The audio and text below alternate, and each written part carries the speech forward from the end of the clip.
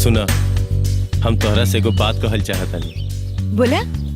हम तोहरा के कॉलेज में जब पहला बार देखनी तबे तोहरा से हमरा के प्यार हो गई। हम तोहरा से बहुत प्यार करी।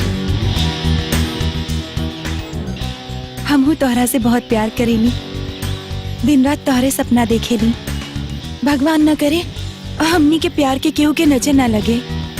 ऐसा कबो ना हुई, हमनी के प्यार पे केहू के नजर ना लगी।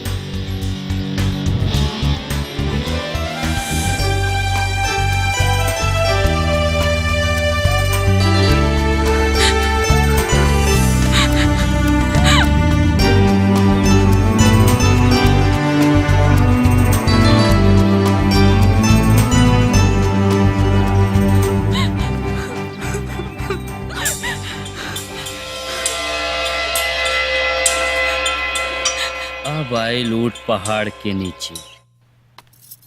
बेटा, अब तोरे बाबूजी के तोहार बियाह के चिंता सता रहल बा। एहिजा से तोरे खातिर लड़का खोज रहल बाड़े। माई, हम ब्याह करब त राजा से करब, ना त केकरो से ना। हम कह देतानी। हाँ, उहे राजा जेकरा से ओना हमनी के मिलौले रहलू। हाँ अम्मा, वो राजा ना खानदान, नाम, शोहरत, धन दौलत में एकदम बढ़िया बा, सच्ची। लेकिन बेटा, हम जोन तोरा खातिर रिश्ता देखले बनेनु, लड़का बड़ा होनहार बा, MBA कइले बा, काल होके कोनो कॉर्पोरेट कंपनी में बड़ा बढ़िया नौकरी करी। ना बाबूजी, राजा के हम मन से अपना पति मान लेले बानी, और ब्याह करब तो सिर्फ उनका से नाता ना करब। हाँ।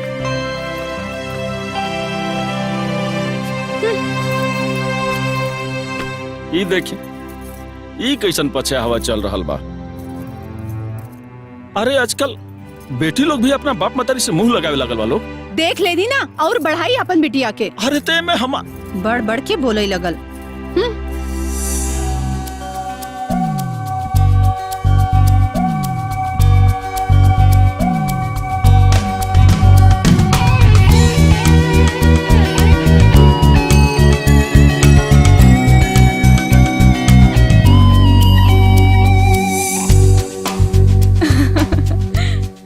का हो, तू सपनों में चैन ना ले देबू का?